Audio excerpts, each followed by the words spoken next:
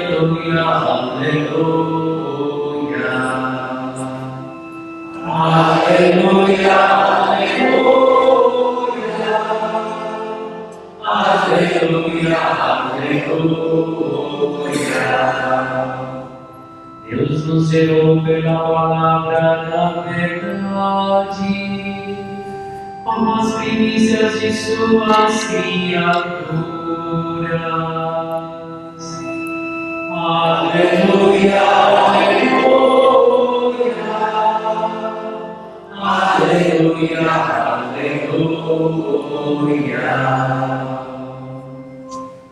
O Senhor esteja convosco. Ele está no meio de nós. Proclamação do Evangelho de Jesus Cristo segundo Mateus. Glória a vós, Senhor. Naquele tempo, quando Jesus chegou à outra margem do lago, na região dos Gadarenos, vieram ao seu encontro 2 homens possuídos pelo demônio, saindo dos túmulos. Eram tão violentos que ninguém podia passar por aquele caminho. Eles então gritaram: "O que tens a ver conosco, Filho de Deus? Tu viestes aqui para nos atormentar antes do tempo?" Ora, a certa distância deles, estava pastando uma grande manada de porcos. Os demônios suplicavam-lhe: "Se nos expulsas, manda-nos para a manada de porcos." Jesus disse: "Ide." Os demônios saíram e foram para os porcos, e logo toda a manada tirou-se monte abaixo para dentro do mar, afogando-se nas águas. Os homens que guardavam os porcos fugiram, e indo até a cidade, contaram tudo, inclusive o caso dos possuídos pelo demônio. Então a cidade toda saiu ao encontro de Jesus. Quando o viram, pediram-lhe que se retirasse da região deles. Palavra da salvação. Glória a vós, Senhor.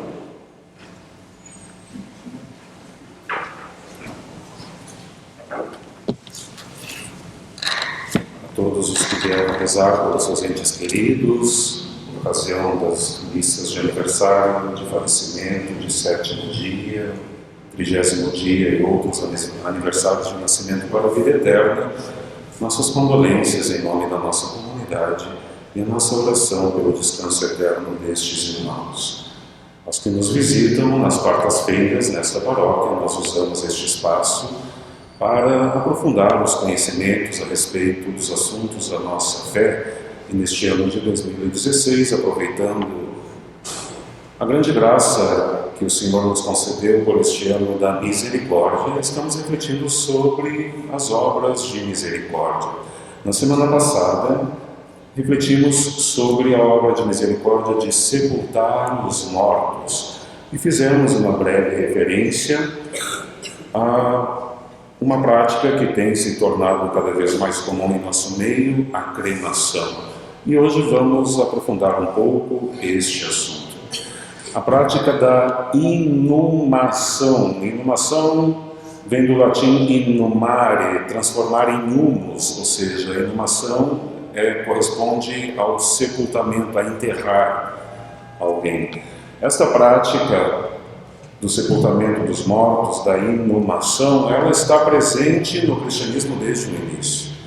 É uma herança que nós cristãos recebemos do povo hebraico e cujo testemunho aparece na Sagrada Escritura do início ao fim. Já no livro do Gênesis nos é dito que Abraão sepultou Sara, sua mulher, na cova do campo de Macpela. E também nos Evangelhos encontramos o testemunho do sepultamento de Nosso Senhor. Tomaram, pois, o corpo de Jesus, o envolveram em lençóis com as especiarias, como os judeus costumam fazer na preparação para o sepulcro. E poderíamos aqui citar inúmeros outros casos que aparecem nas Sagradas Escrituras sobre o sepultamento dos mortos. A respeito da cremação, não temos testemunhos, exceto algumas referências a queima que se fazia dos corpos daqueles que eram considerados iníquos e que não mereciam, portanto, sepultura. A cremação dos defuntos foi, nos primórdios do cristianismo, severamente combatida, sobretudo porque era uma prática pagã. E no início do cristianismo, sob o Império Romano, que combatia os cristãos, a prática da cremação era imposta em alguns momentos da história por determinados imperadores, justamente para mostrar para os cristãos que não existe ressurreição dos mortos. Então muitos cristãos por isso eram queimados vivos. Nero, por exemplo, ficou famoso por iluminar os seus banquetes no Palácio Imperial com a queima de cristãos que eram amarrados em mastros cobertos de piche e queimavam para iluminar a noite enquanto se davam os seus banquetes. Além então de provocar o martírio dos cristãos, se queria mostrar com isso, pela cremação, pela queima, que seria bobagem essa história de ressurreição. Alguns padres da igreja chegavam a chamar a cremação de costume cruel e atroz, como é o caso de Tertuliano e também de Orígenes, que combatiam duramente a cremação.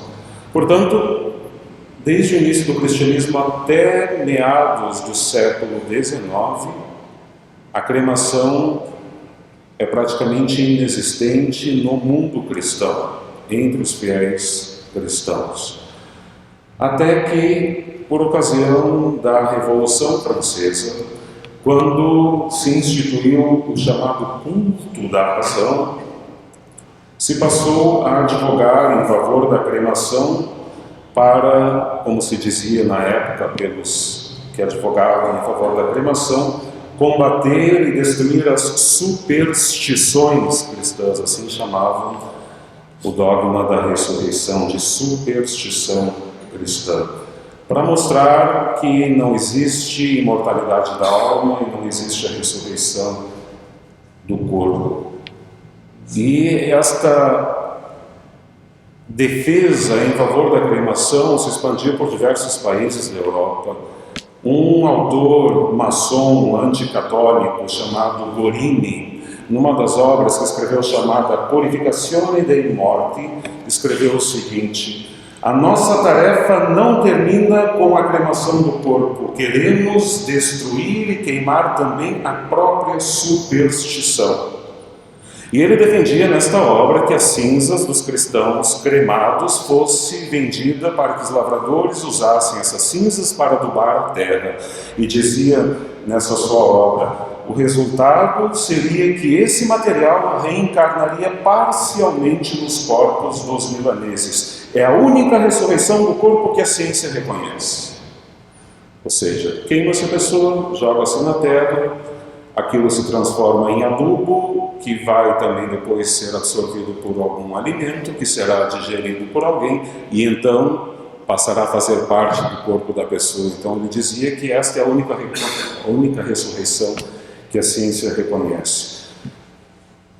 Portanto, dada esta índole explicitamente anticristã da cremação, a Igreja proibiu severamente seu uso até 1963, proibindo inclusive que se fizessem sequer as exéquias de alguém que fosse cremado. A partir de 1963, por razões diversas, a Igreja mudou a sua disciplina a respeito deste assunto, continuando a incentivar com muita força a inumação, o enterro, o sepultamento, mas permitindo a cremação, desde que esta não fosse feita motivada por algo contra a fé. Por exemplo, a Igreja não permite que se celebre a exéquia de alguém que foi cremado porque quer ser cremado para mostrar que não existe ressurreição ou porque não crê na mesma. O ritual de Ezequias prevê atualmente orações próprias para se fazer, para serem feitas, para serem rezadas na cremação, ou seja, o nosso ritual de Ezequias atual prevê orações próprias para o sepultamento e orações próprias para a cremação. Portanto, hoje, se não há uma referência explícita, alguma motivação anticristã, não há, por parte da Igreja, problema algum em que sejam cremados os mortos.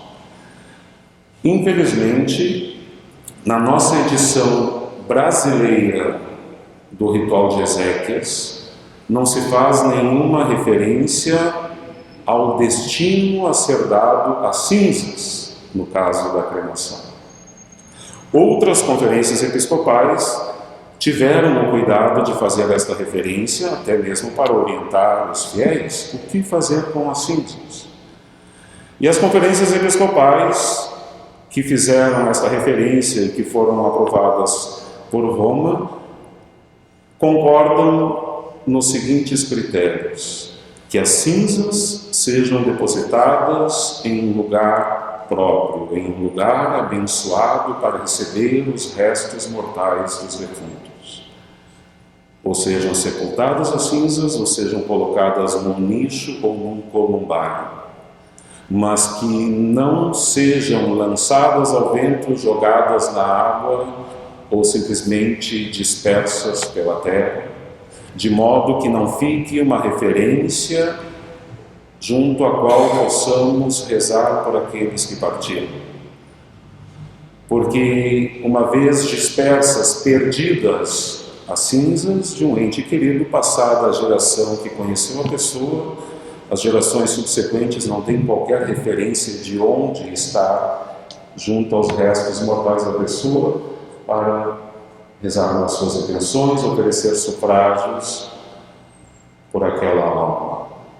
Também recomendam os rituais de Ezequias que as cinzas não sejam guardadas dentro de casa. Chamam isso de privatização da morte, o que dificulta o acesso a amigos e demais familiares para rezarem junto aos restos mortais da pessoa, e acabam por ser 2 ou 3 gerações a seguir um estorvo. O que fazer com estas cinzas? E não raras vezes estas se tornam ou são tratadas sem o devido respeito e sem a devida honra que merecem os restos mortais daquele ou daquela que um dia passou pelas águas do batismo, tornou-se templo do Espírito Santo e foi nutrido com o corpo e o sangue do Senhor na Eucaristia. Ou seja, os restos mortais de uma pessoa, seja ela sepultada, seja ela cremada, não são um simples objeto, um invólucro descartável cujo destino pouco importa. Cremos na ressurreição da carne quando teremos os corpos glorificados à semelhança de Cristo ressuscitado. Sejam estes cremados, tenham estes apodrecido na terra. O grão de trigo que não cai morto na terra não brota, não produz fruto. A Igreja, repito, continua a incentivar vivamente os seus fiéis a sepultarem seus defuntos. Permite, quando as razões justificam, que sejam cremados. Mas há que se levar em conta alguns critérios na hora da decisão pela cremação ou pelo sepultamento. Que critérios? A pessoa deve se perguntar: são preservadas as motivações da fé na ressurreição, ou eu sepulto ou cremo sem nem me importar com isso? Quantos cristãos católicos que vão a um velório ou vão a uma cremação ou a um enterro por simples status social, para mostrar para o familiar que eu, enfim, fui solidário com a dor, mas quantos de fato vão lá rezar pelo descanso eterno da pessoa, pedir a Deus que acolha a sua alma no céu e depositar a sua fé na ressurreição? Tem-se em conta que aquele corpo foi outrora templo do Espírito Santo. Com que respeito eu trato as relíquias Relíquia vem do latim, significa os restos mortais. Com que respeito eu trato aquelas relíquias? As motivações que levam à cremação são somente de índole prática e econômica? É a isso que se resume a vida de um antecessor nosso? Um maior ou menor estorvo, um maior ou menor gasto? O sepultamento ou a deposição das cinzas em um nicho propício, em um columbário, são considerados um fardo para as próximas gerações? Perguntas que devemos fazer para que não tratemos esse assunto de forma leviana, é algo muito sério. Infelizmente, a cultura odierna nos leva, às vezes, a práticas que não são muito bem pensadas, cujas motivações não são devidamente refletidas.